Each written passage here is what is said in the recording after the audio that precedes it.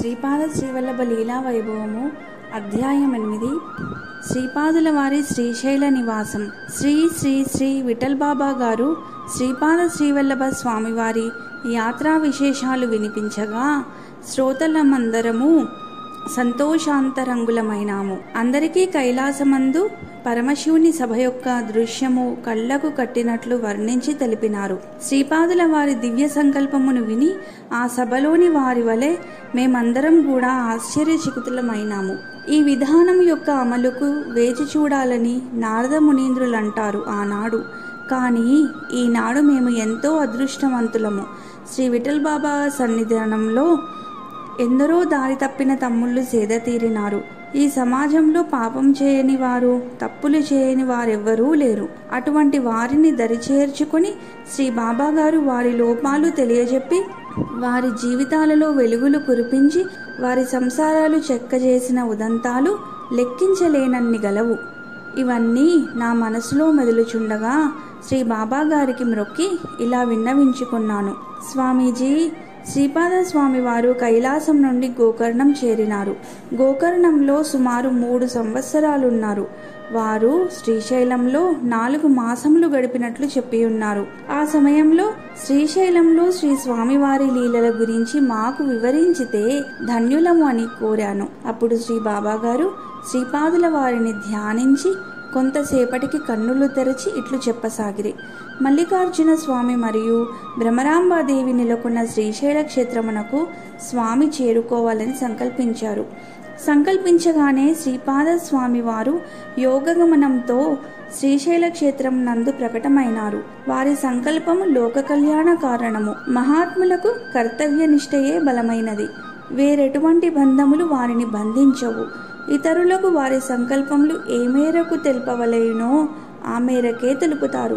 వారు సంకల్పించిన గోకర్ణ క్షేత్ర పవిత్రీకరణము, మాలిన్య ప్రక్షాళనము, మహిమా ప్రదీపనము మొదలగు సంకల్పములు పూర్తి అయినవి.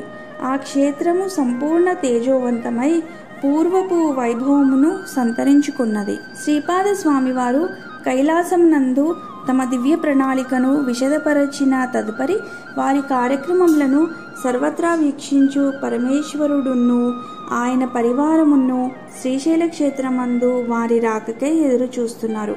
వారందరూ శ్రీపాదస్వామి సాన్నిధ్యంను అభిలషించుచున్న విషయము శ్రీ స్వామివారు గ్రహించుకొనిరి. వారి రాకకై ఎదురు చూచుచున్న ప్రకృతి మాత పులకించిపోయింది. శ్రీశైల క్షేత్ర శోభ నూతనంగా ప్రకాశిస్తున్నది. వృక్షములు, లతలు సమస్తము కొత్త చిగుళ్లతో పువ్వులతో కలకలలాడుచున్నాయి. శ్రీపాదుల వారి ఆగమనం దైవ రహస్యం గనుక అచట ఉన్న సాధువులకు, సాధకులకు అర్థం కాలేదు. కానీ వాతావరణ పరిస్థితులను బట్టి ఎవరైనా మహాత్ములు ఈ క్షేత్ర దర్శనమునకు వచ్చుచుండవచ్చునని మాత్రం గ్రహించగలిగారు.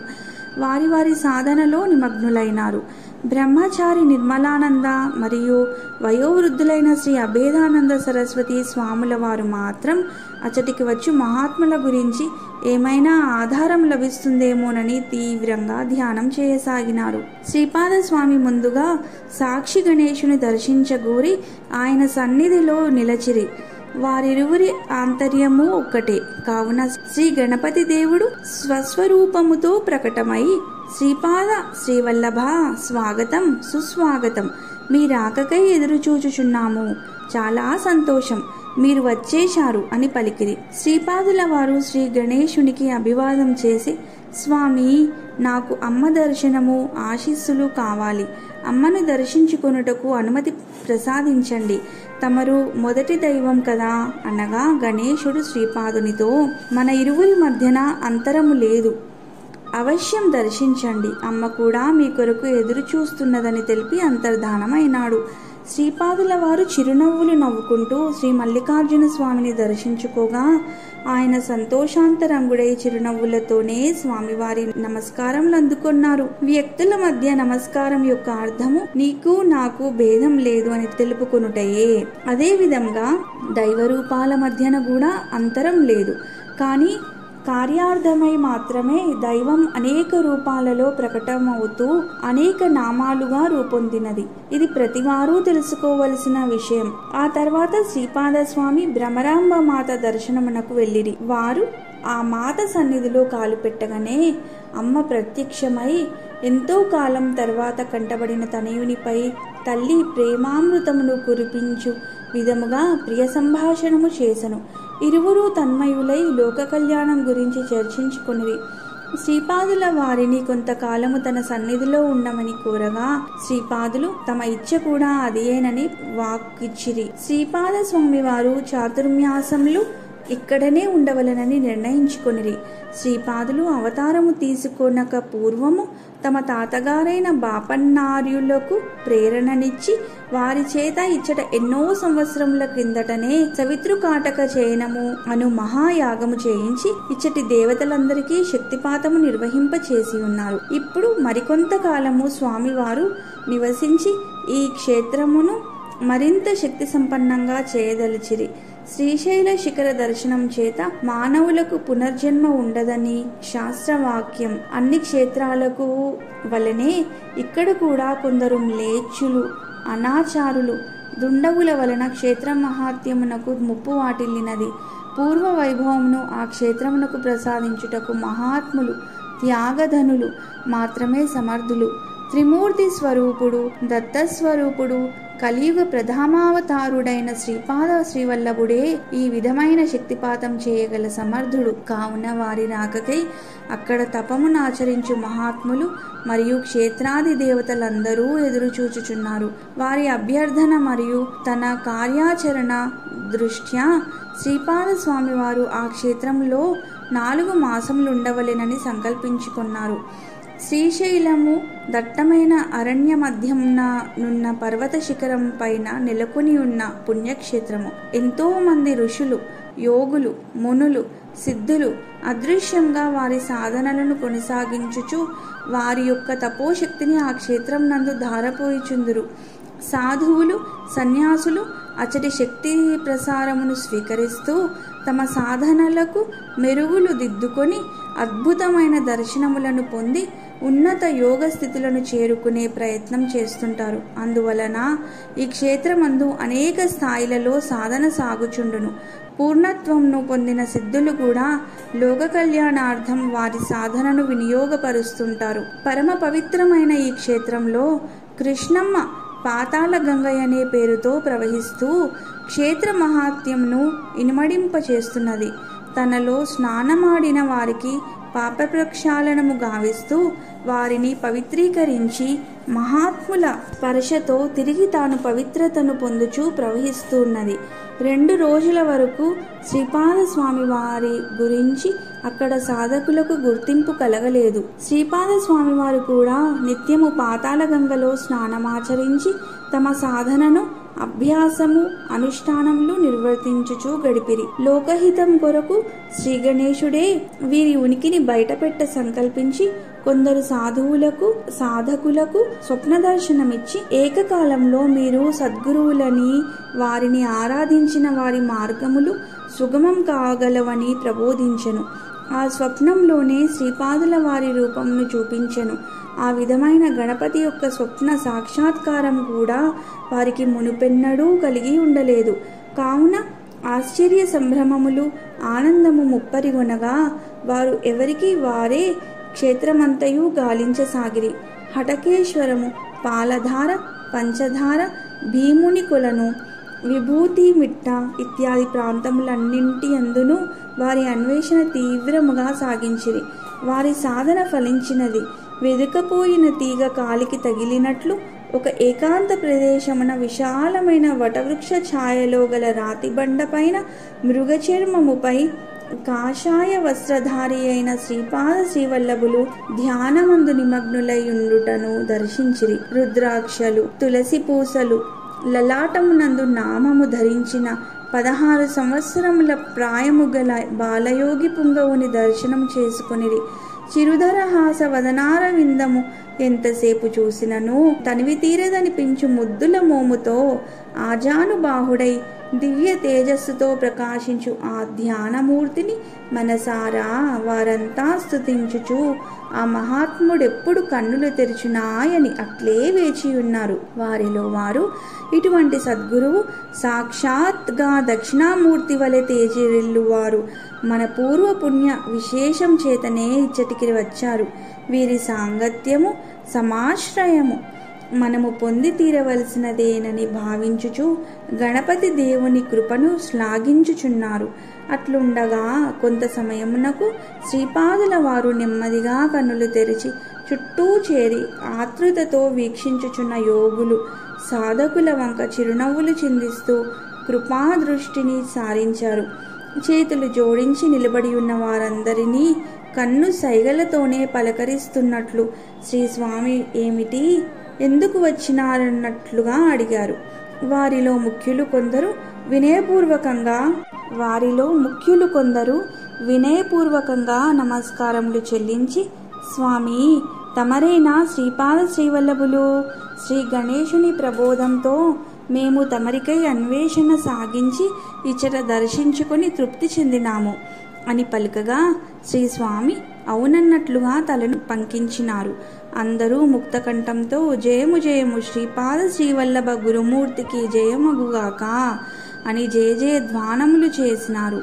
తర్వాత వారి విన్నపములలో ఈ విధంగా వివరించసాగిరి. స్వామి, సాధకుల పాలటి కల్పవృక్షమైన శ్రీ దత్తస్వామి వారు భూమిపైన అవతరించిన విషయము కొందరు మహాత్ముల ద్వారా విని ఉంటిమి. ఆది గురువైన అవతార పురుషుడు ఎప్పటికైనా ఈ క్షేత్రమునకు వచ్చెదరని కూడా విని ఉంటిమి. అందులకై మేమందరము క్షణం క్షణం ఎదిరి చూచుచుండగా ఈనాటికి మా అదృష్టం ఫలించినది. స్వామి, మాకేమి కావలెనో మాకే తెలియదు.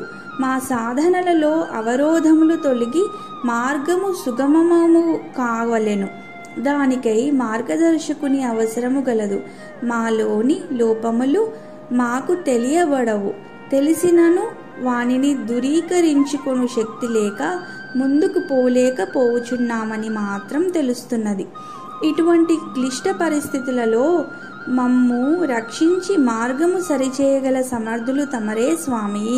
తమరి ముగ్ధమోహన సౌందర్య రూపమును దర్శించగానే మా కన్నులు సార్థకత నొందినవి. ఈ జన్మలు సార్థకమయ్యే విధంగా మమ్ము ఆశీర్వదించండని మ్రొక్కి వేడుకొనిరి. ఈ పవిత్ర క్షేత్రమందు పవిత్ర చాతుర్మాసారంభ సమయంలో తమరి దర్శనం మేమిప్పటి వరకు చేసిన సాధనల ఫలమని నమ్ముచున్నాము. దయతో ఈ పర్వదినములు మాతో గడిపినచో మా జీవితములు ధన్యములగును. నిత్యము పాతాళ గంగా స్నానముతో పాటుగా తమరి జ్ఞానబోధయను గంగలో కూడా స్నానమాడి తరింతుము అని ప్రార్థనాపూర్వకంగా కోరుకొనిరి. శ్రీ స్వామి అంతయు చిరునవ్వులతోనే విని అంగీకార సూచకంగా తలను పంకించినారు.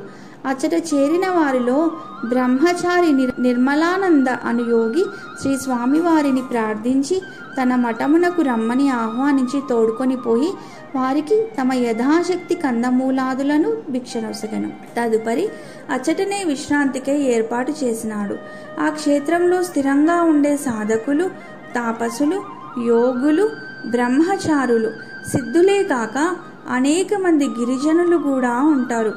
గిరిజనులు వనమూలిక సేకరణ ద్వారా కొందరు వైద్యులకు సహకరిస్తూ వారి వారి జీవన విధానమును అనుసరించుచు భుక్తిని సంపాదించుకొనుచుండేవారు.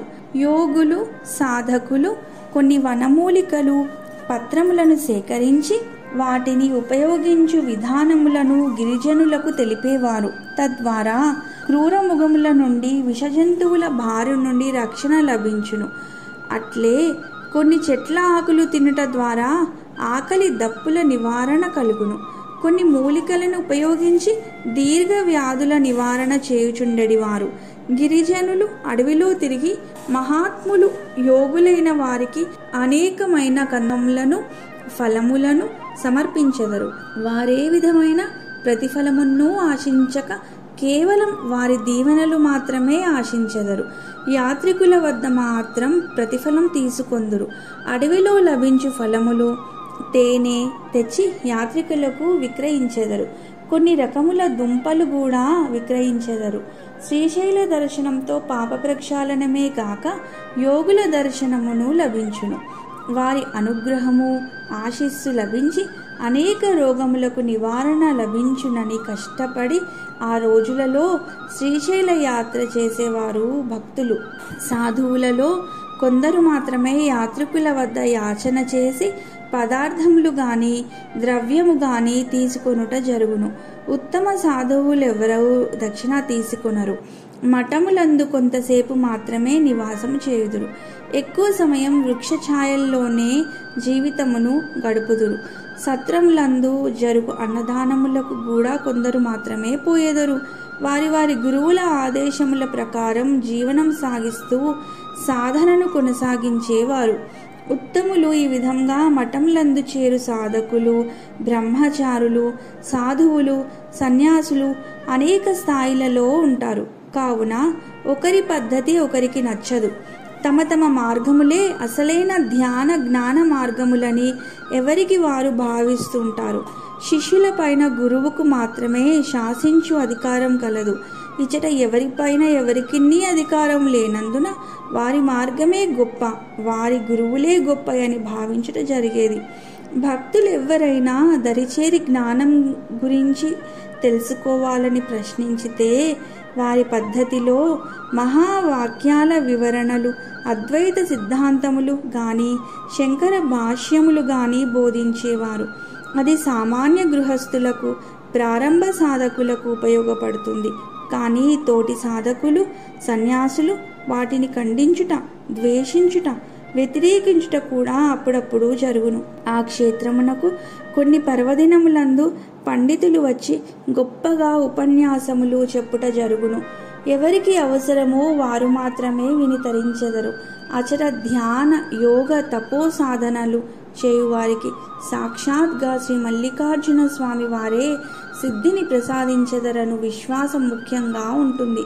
ఇప్పుడు ఈ స్వామి శ్రీపాదులు విచ్చేసినారంటే శ్రీ గణేశుడు చెప్పబట్టి వీరిని దత్తస్వామిగా ఆది గురువుగా అందరూ అంగీకరించినారు. లేకుంటే ఎవరి దారి వారిదే, అందరూ ముముక్షువులే.